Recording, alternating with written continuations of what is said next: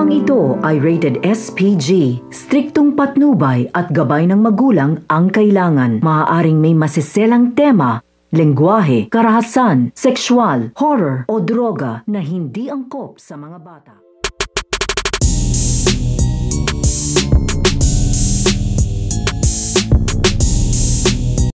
Ang muling pagkikita nito nga ni Carlo Dalisay at ang kanyang lolo na ito nga si Lolo Dalpin. Dahil sa pagkakaroon nga ng malay nito nga ni Carlo Dalisay at unti-unti na nga dito nga nanumbalik ang kanyang lakas, ay dito na nga niya isasagawa ang kanyang plano na pagsugod dito nga sa bahay nito nga ni Armando upang kuhanin at bawiin nga dito ito nga kanyang lolo na ito nga si Lolo Dalpin. Dahil nakarating na nga ang balita dito nga kay Carlo Dalisay na ito nga daw kanyang lolo ay naiwan nga daw ito dito nga daw sa poder nito nga daw ni Armando. At bihag-bihag nga daw ngayon ay dito na nga isasagawa nito nga ni Carlo ang kanyang pagsugod. At nung nagpaalam na nga ito nga si Carlo dito nga sa kanyang ina na ito nga si Ramona, ay dito na nga nakapag-desisyon nito nga si Ramona na sasama nga daw siya dito nga daw sa kanyang pagsugod upang bawiin nga dito ito nga daw kanyang lolo, at isasama pa nga daw na dito ang ilan nilang mga kasamahan upang makatulong nga daw ito kung sakaling mapapalaban nga daw ito nga daw si Carlo. Kaya sa pagsugod nga nila dito nga sa bahay dito nga ni Armando ay ito nga lang si Carlo Dalisay ang papasok nga sa loob upang kapasok nga siya ng tahimik dito nga daw sa loob.